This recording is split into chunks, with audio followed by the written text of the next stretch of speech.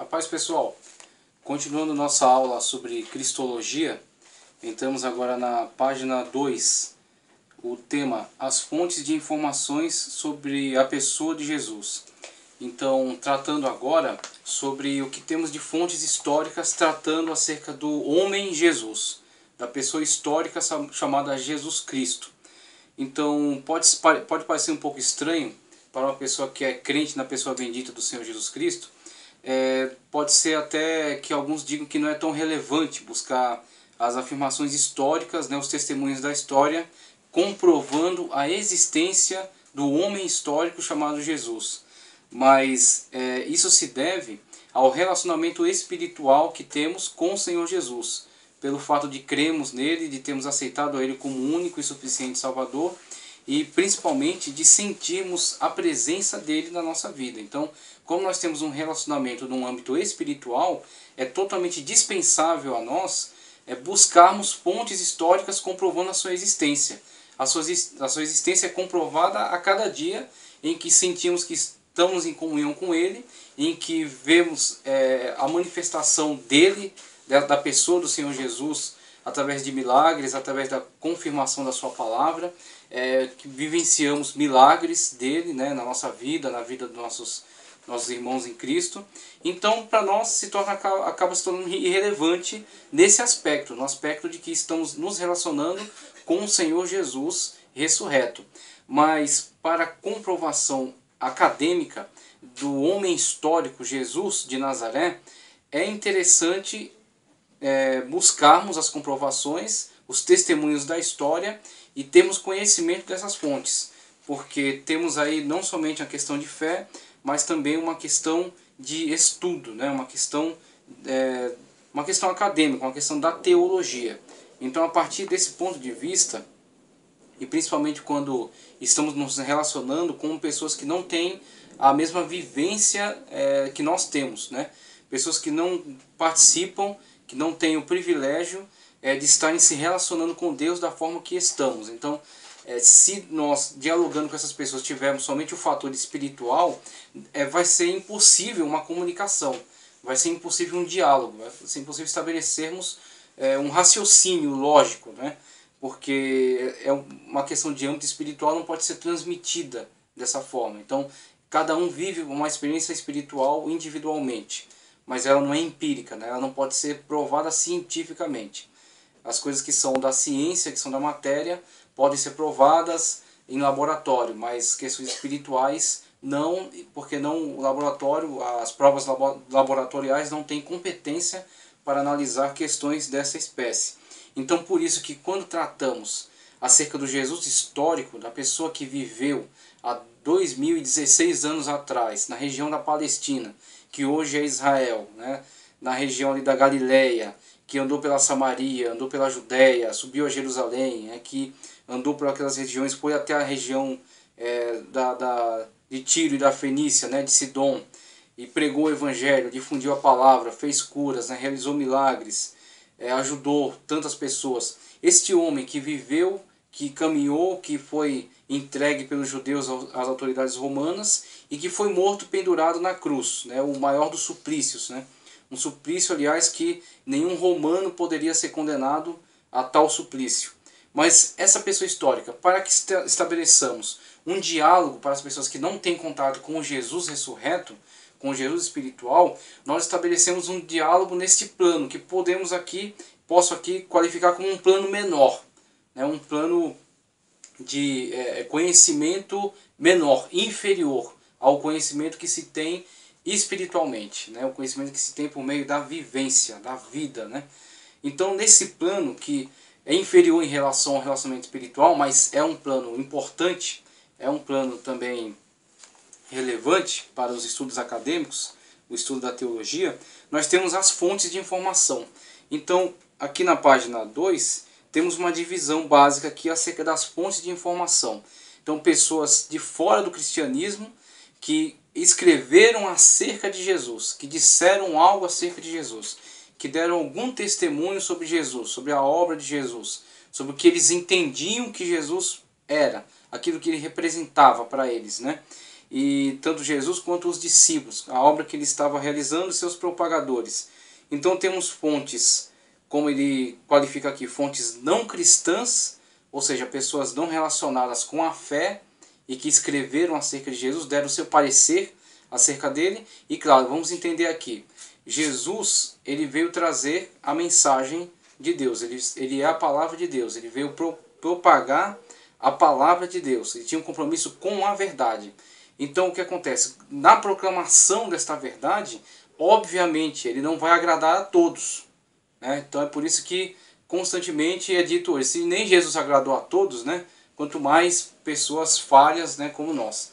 Mas dentro desta verdade, essa frase, buscando os elementos históricos disso, nós temos que Jesus, ao fazer afirmações enfáticas, buscando, objetivando, pregar a palavra de Deus, entregar sempre a verdade da palavra, né, em relação àquilo que Deus manifestou já através dos seus escritos, através dos seus servos, né, que foram levantados ao longo da história. Obviamente ele vai entrar em confronto, em linha direta, com alguns que estão fazendo afirmações falsas, alguns que estão fazendo afirmações inverídicas, ou que estão colocando pontos de vista, parecer deles como se fossem revelação de Deus, como se fossem palavra de Deus. E Jesus, uma vez que ele é o representante da palavra de Deus, João diz que ele é o verbo, ele é a palavra de Deus encarnada, ele não é só alguém que prega a palavra. Nós hoje, por exemplo, nós pregamos a palavra. Nós pregamos uma palavra que nós não escrevemos, nós não ditamos, nós não falamos. Jesus Cristo a pronunciou, os apóstolos que receberam inspiração divina também propagaram essa mesma palavra, e nós reafirmamos ela através da pregação do Evangelho. Então, nós vemos, por exemplo, a matéria de homilética, que vai tratar exatamente da sistematização do sermão, né, a forma mais eficaz de se propagar a palavra. Mas a palavra de Deus foi trazida dentro da sua revelação, do seu aspecto de verdade, pelo Senhor Jesus Cristo, e por aqueles a quem ele designou para continuarem a proclamação desta palavra. Então, na propagação da palavra, obviamente, vai estar em linha de colisão com aqueles que não estão empenhados, imbuídos na verdade desta palavra. Então, dentre eles, nós temos pessoas que representantes da religião de então, a religião oficial de então, ligadas ao templo. Calma, filho.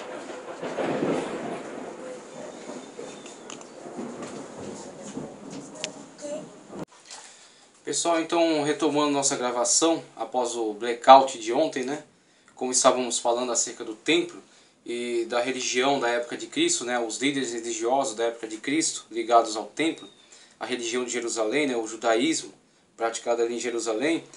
Com certeza houve embates e houve choques entre os pronunciamentos de Cristo e aquilo que eles defendiam, exatamente porque havia dentro daquela prática religiosa naquela época um acréscimo que estava sendo colocado principalmente pelo grupo dos fariseus, que eram um grupo de ensinadores, os escribas, que eram intérpretes da lei, e os sacerdotes, que eram ligados à religião oficial do templo, né? Então havia um confronto entre as declarações de Cristo, que estavam conforme a palavra de Deus e unicamente fundamentadas na palavra, e aqueles que queriam colocar acréscimos, colocar comentários deles, ponto de vista deles como se fossem verdades tão importantes quanto a própria palavra, quanto a própria Bíblia, né? A Tanakh, os livros sagrados, os livros revelados. Então, a partir desses embates, houveram testemunhos acerca de Cristo. Então, eles escreveram algo acerca do Jesus histórico. Claro que não escreveram algo favorável, algo em demérito ao Senhor Jesus, mas mesmo isso que escreveram em demérito a ele, constitui-se um testemunho acerca dele, acerca da existência dele. E esse testemunho acerca da existência dele, escrito por esses personagens, ele ganha valor, ganha importância, principalmente em épocas próximas à nossa, por exemplo, com o ressurgimento das ciências e com a investigação bíblica a partir de mentes voltadas para um conhecimento apenas científico, onde estão analisando a Bíblia como um livro literário apenas. E surgiram dentro desse âmbito, aqui na época do Iluminismo, do Renascimento, surgiram nesse âmbito questionadores acerca das verdades bíblicas. Inclusive, alguns que chegaram ao ponto de questionar a própria realidade do Jesus histórico, dizendo, propondo que possivelmente Jesus fosse uma lenda.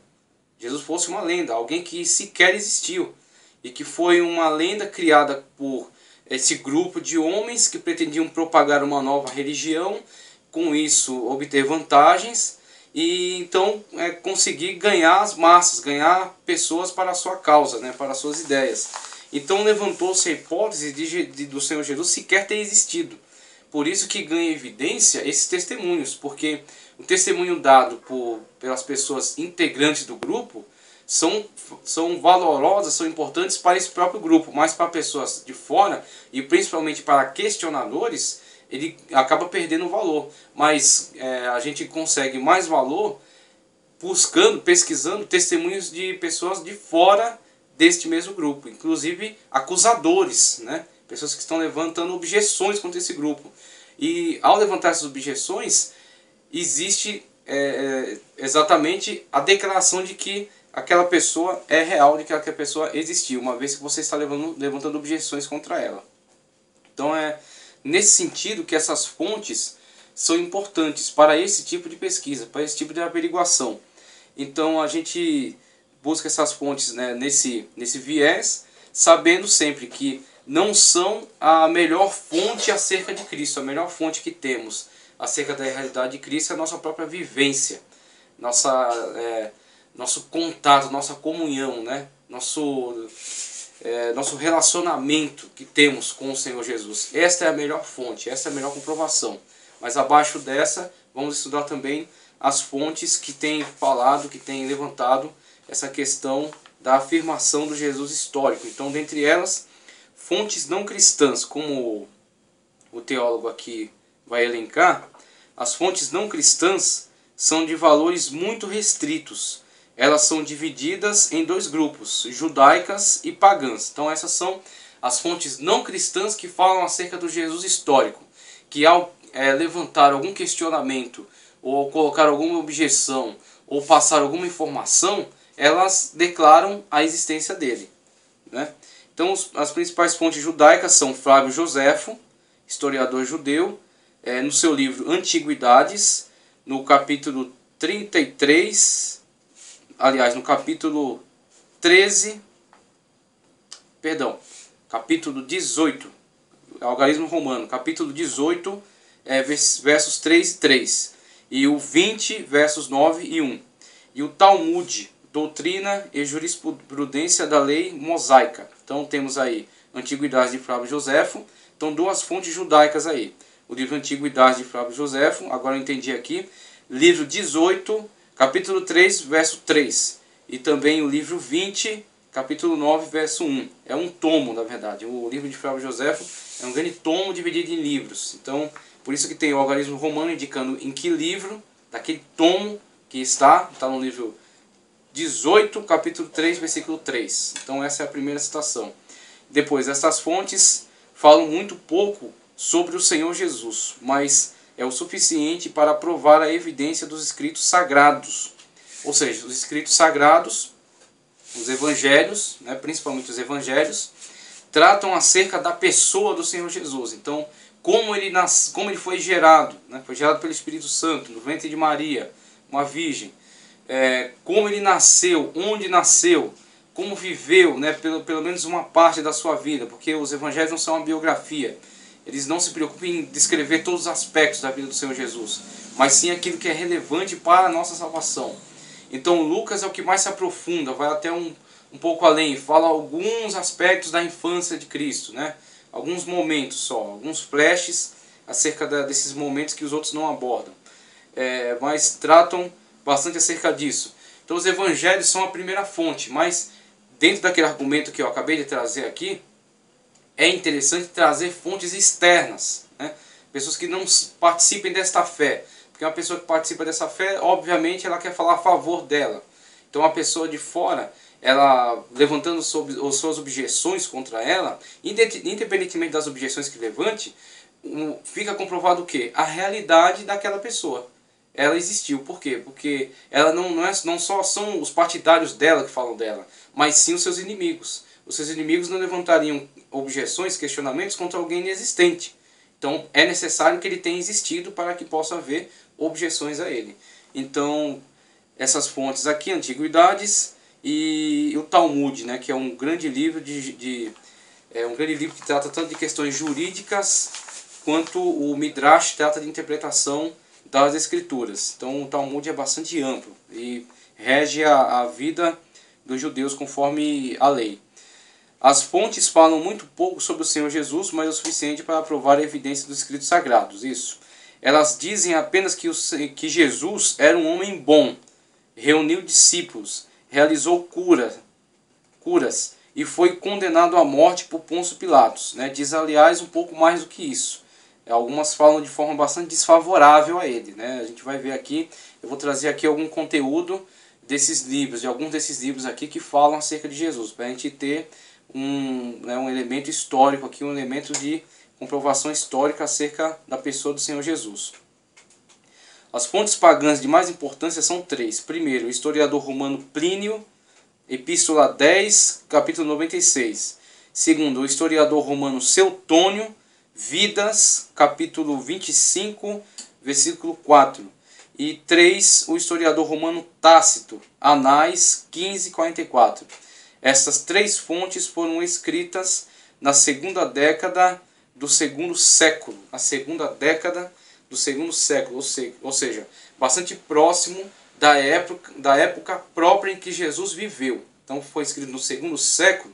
Jesus viveu no primeiro século, morreu aos 33, né, foi pendurado na cruz, ressuscitou e está à direita do Pai na glória. Então, ano 33. Algo que foi escrito no segundo século está extremamente próximo. Extremamente próximo. Nós estamos no ano 2016. Nós temos acesso a escritos que foram confeccionados no segundo século e que dão testemunhos da realidade do Jesus histórico. Então nós temos fontes e evidências bastante sérias. Então vamos analisar algumas fontes aqui. A primeira, como ele tratou aqui, vamos ver a fonte de Flávio Joséfo, né? Aquilo que Flávio Joséfo declara acerca de Cristo. Então temos aqui o livro História dos Hebreus, de Flávio Joséfo, e abrindo aqui no lugar mencionado pelo teólogo, nós temos a seguinte declaração. Vou só encontrar aqui o local e vamos ter a seguinte declaração. Flávio Joséfo, página 832, diz o seguinte: nesse mesmo tempo apareceu Jesus, que era um homem sábio. Então isso aqui é um historiador judeu falando acerca de Jesus. Ele não era cristão, ele era judeu, ele viveu muito tempo entre os romanos, ele tentou defender o seu povo por muito tempo, principalmente na ocasião da guerra, da invasão dos romanos a Jerusalém, depois que Cristo profetizou acerca disso, que não ficaria pedra sobre pedra. Ele tentou acabar com aquela insurreição dos judeus, sabendo ele que os romanos iriam destruí-los, mas não obteve sucesso com isso. A profecia cumpriu-se na íntegra e Jerusalém foi arrasada, né, pelos romanos, né, em cumprimento daquela profecia. Nesse mesmo tempo apareceu Jesus, que era um homem sábio, se é que podemos considerá-lo simplesmente um homem. Então mostra que ele tinha algum ponto de vista favorável, né, acerca, como outro judeu também que não era cristão, mas tinha também um ponto de vista extremamente favorável ao cristianismo. Ele se chamava Gamaliel. Gamaliel era um membro do Sinédrio, um fariseu. E ele emitiu ali uma sentença quando os apóstolos foram apanhados e pretendiam matá-los, né? E ele proferiu ali uma sentença favorável, dizendo que para deixá-los, que se essa obra não fosse de Deus, iria terminar como outros que se levantaram e acabaram. Mas se fosse de Deus, e aí ele levanta a hipótese daquela obra realizada pelos apóstolos ser uma obra de Deus. Então logo mostra que ele tinha algo favorável, né? Como o Flávio Joséfo declara aqui no seu livro História dos Hebreus. Tão admiráveis eram as suas obras. Ele ensinava que os que tinham prazer em ser instruídos na verdade Ele ensinava os que tinham prazer em ser instruídos na verdade e foi seguido não somente por muitos judeus, mas também por muitos gentios. Ele era o Cristo. Então a gente vai ver acerca dessas declarações, acerca do nome Jesus, a origem do nome Jesus, né, o significado. A gente vai ver Cristo, a gente vai ver Messias, o significado de todos esses termos que são atribuídos ao Senhor Jesus Cristo, né? Então a gente vai entender isso na próxima aula. Os mais ilustres dentre os da nossa nação acusaram-no perante Pilatos, e este ordenou que o crucificassem. Os que o haviam amado durante a sua vida não o abandonaram depois da morte.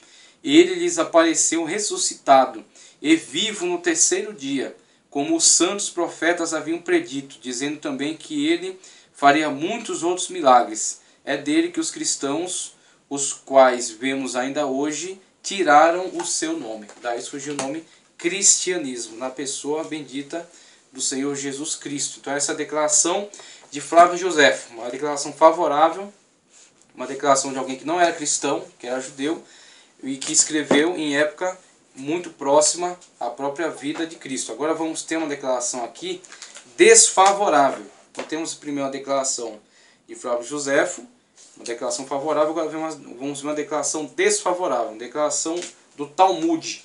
Aqui no caso, esse trecho do Talmud foi inserido por Josh McDowell, se é que eu estou pronunciando da forma correta.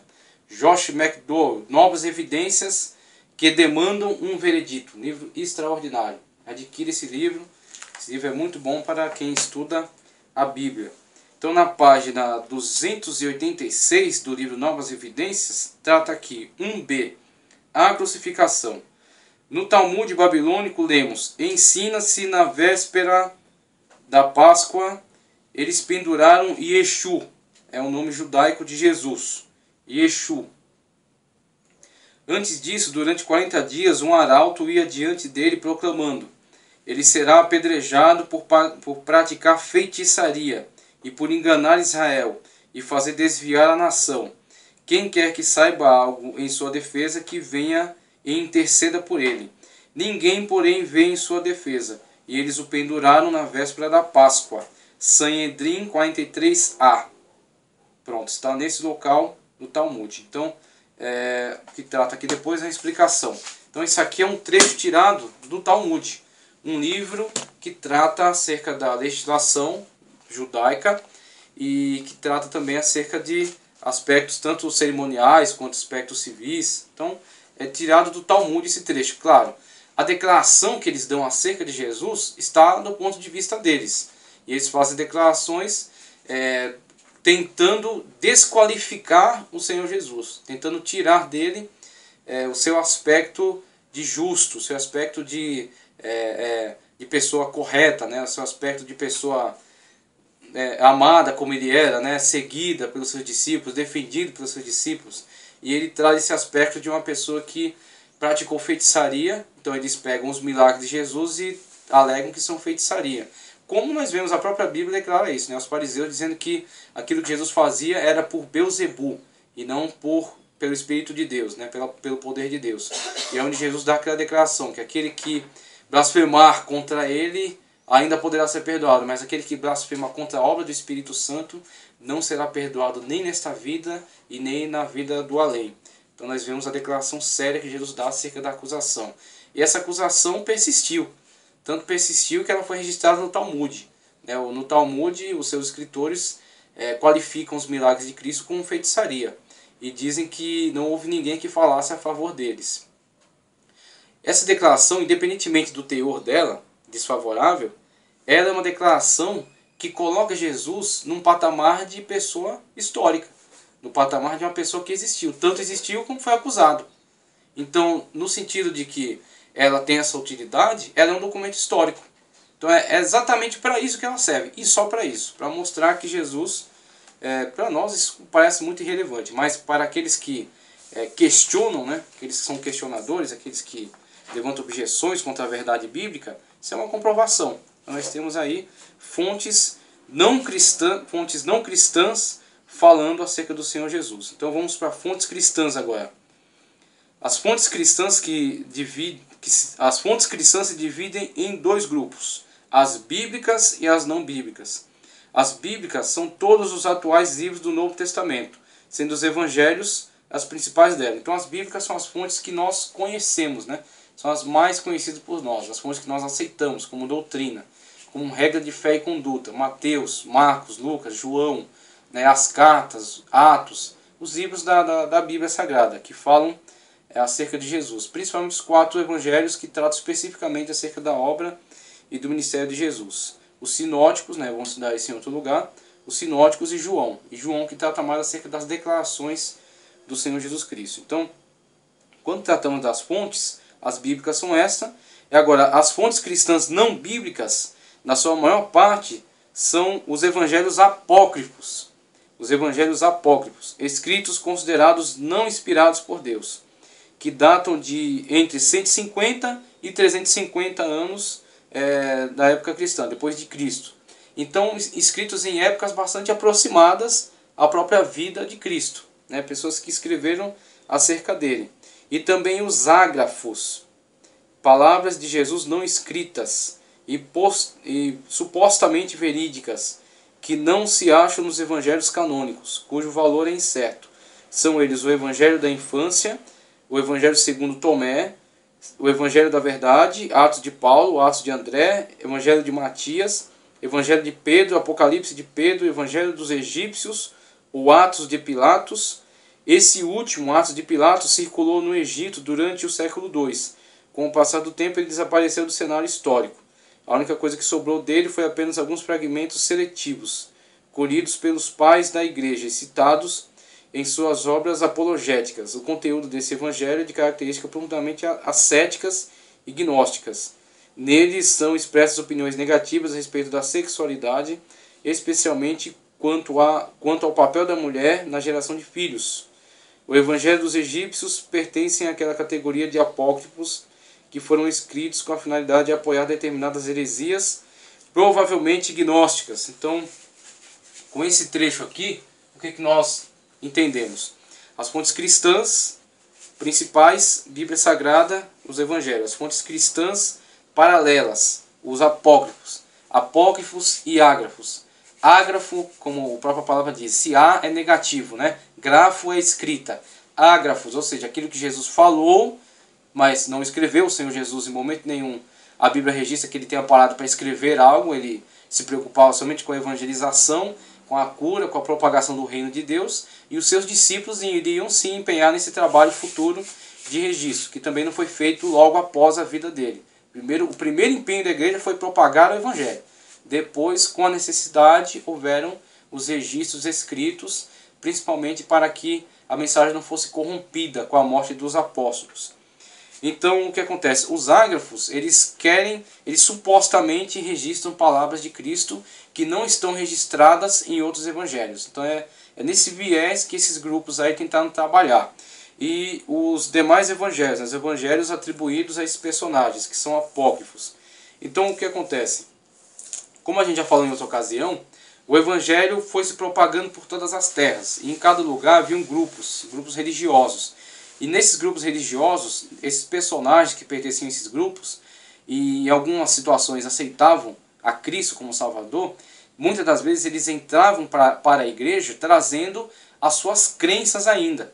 E o que eles tentavam fazer? Eles tentavam misturar a sua crença antiga com o evangelho, não abandonar totalmente a sua fé antiga. E é nessa situação que gerou a confecção desses evangelhos apócrifos. Então esses evangelhos, a pretexto de se estar falando acerca de fatos ocorridos com Cristo, ou declarações dadas por ele, estes pensadores, ao confeccionar esses textos, misturavam a ele conceitos pagãos, conceitos das suas religiões antigas, que eles não pretendiam abandonar completamente. Então por isso que nós vemos evangelhos escritos por essas pessoas atribuídos a determinados apóstolos, São Tomé, Santo André, né?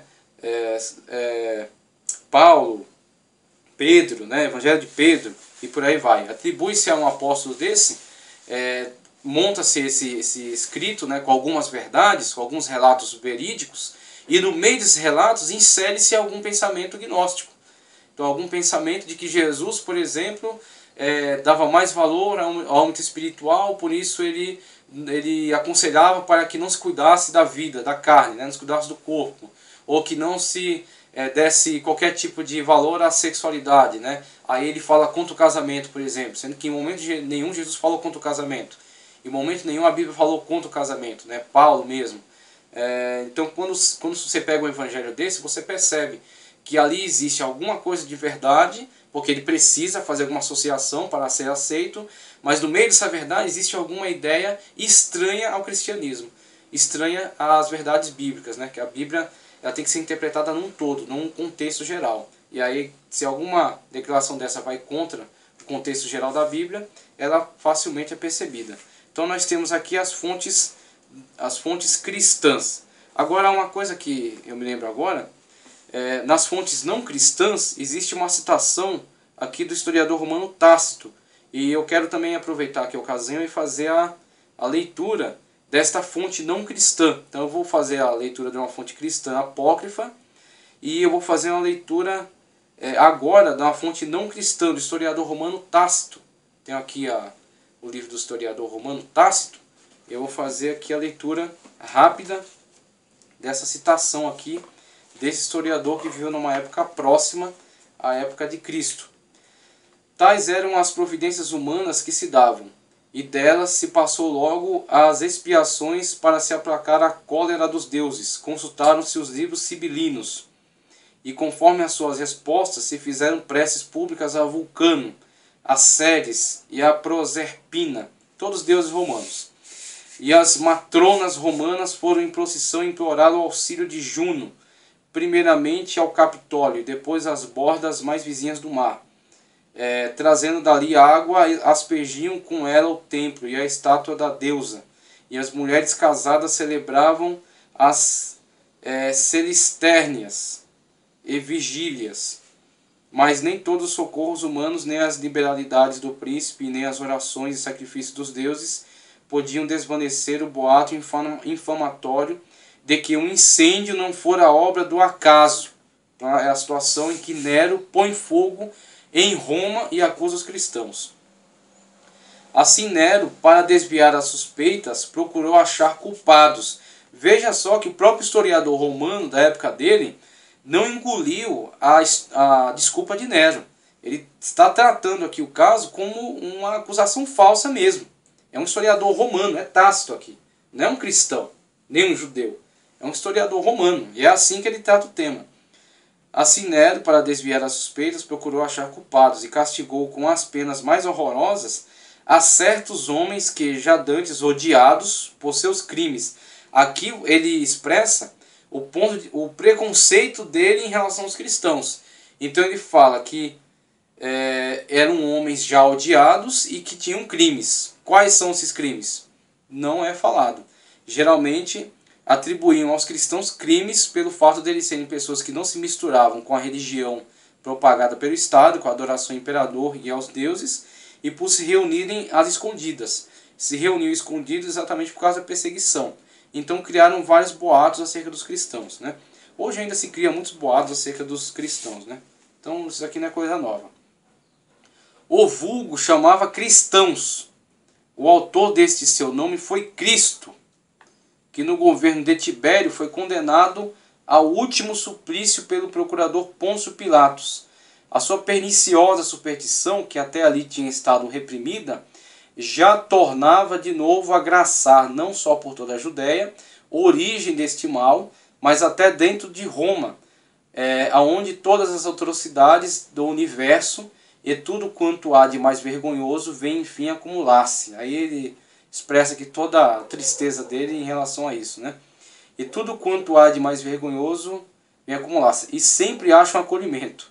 Em primeiro lugar, se prenderam os que se confessavam ser cristãos, e depois pelas denúncias destes uma multidão inumerável, os quais todos não com de serem os inimigos do gênero humano, o suplício ou os cobriam... Peraí, um minuto.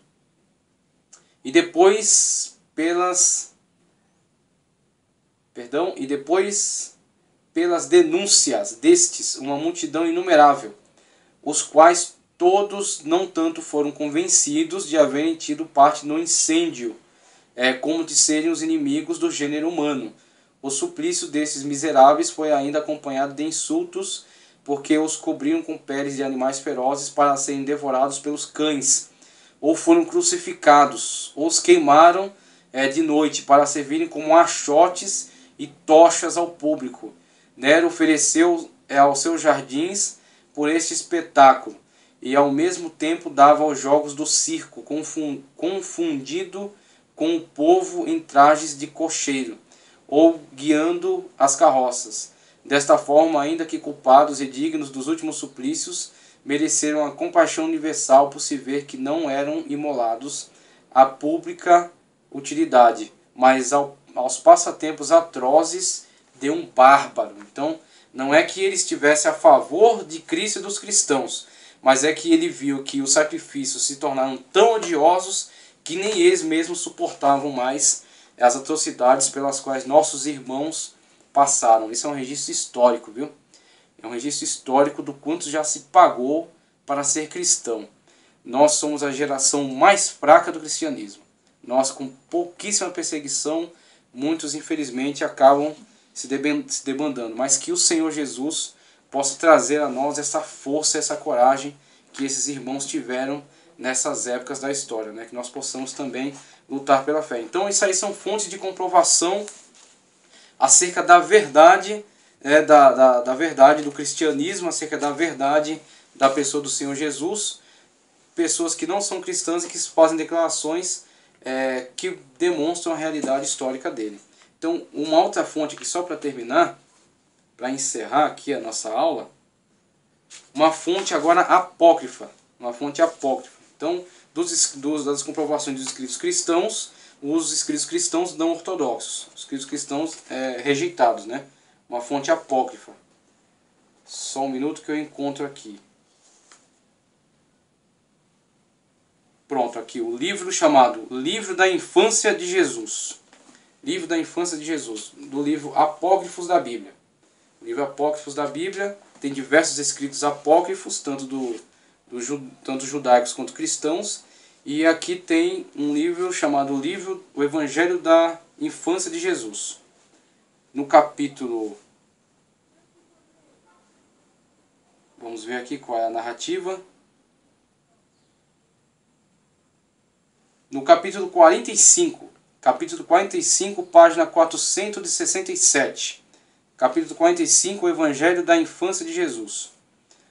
Um outro dia, o Senhor Jesus brincava na beira do rio com outras crianças, e elas haviam cavado pequenas valas para fazer correr a água, formando assim pequenas poças. O Senhor Jesus havia feito 12 passarinhos de barro, e os havia colocado ao redor da água, 3 de cada lado.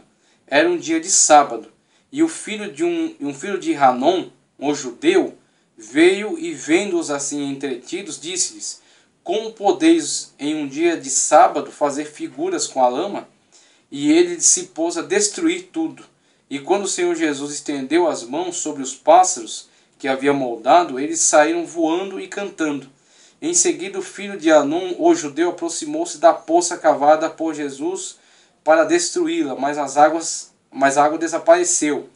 E o Senhor Jesus disse-lhe: vê como esta água secou, assim será com a tua vida. E a criança secou. Então essa declaração, obviamente, ela é uma fábula. Ela é uma fábula criada por esse autor acerca de Jesus. Ele tinha um objetivo com isso. E o objetivo provavelmente era satisfazer curiosidades das pessoas da época. Então, como os evangelhos não se preocupam em tratar aspectos específicos da infância de Jesus, e havia muito questionamento, com certeza este homem que, observando esse questionamento, essas dúvidas, criou essas fábulas. Então essas fábulas falam acerca de um Jesus através de um conceito não bíblico acerca dele. Um conceito que é muito alimentado pelas fábulas gregas, por exemplo. Dos deuses que tinham comportamentos que usavam seu poder dentro de uma esfera de um comportamento humano e um comportamento ridículo, pueril. Né? Quando lê-se acerca de Zeus, quando lê-se acerca de outros deuses, né? Quando faziam bebedeiras, cometiam estupros e abusavam ou faziam brincadeiras. Então essa mentalidade foi aplicada ao Senhor Jesus, e por isso Deus criaram-se essas fábulas, né, essas lendas, para satisfazer curiosidades acerca dele. Então tem tanto essa questão, quanto tem também no segundo evangelho de Tomé, o Dídimo, aqui é um exemplo de um ágrafo, olha só. Ele disse-lhe: aquele que encontrar o significado dessas palavras não provará a morte. Jesus disse: aquele que busca não pare de buscar, até que encontre. E quando encontrar, perturbar-se-á, depois maravilhar-se-á e reinará sobre o todo. Então o livro inteiro é isso. É coisas que Jesus supostamente teria dito. E outro aqui no versículo 7 já, do capítulo 1. Jesus disse: bendito o leão que for comido pelo homem, pois que o leão tornar-se-á homem. E maldito o homem que for comido pelo leão, pois que o leão tornar-se-á homem. Então, uma frase extremamente enigmática, não vou fazer nenhum esforço aqui para tentar entendê-la. E é uma frase que pega algum conceito da época, algum conceito gnóstico, algum conceito pagão, e coloca como sendo uma frase de Cristo. O que ele está tentando fazer com isso?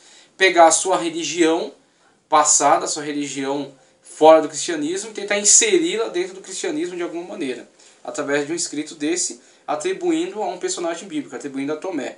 Então, com isso, nós temos escritos não cristãos, né, Flávio Joséfo, Tácito e um trecho aqui do Talmud, e temos escritos cristãos. Temos os escritos ortodoxos, né, escritos bíblicos, canônicos, a Bíblia, os 4 evangélicos, e escritos não canônicos. Temos um apócrifo da infância de Jesus e temos um ágrafo, né, o Evangelho de Tomé. Então, com isso, a gente encerra aqui esse ponto, tratando acerca das fontes e informações sobre a pessoa de Jesus.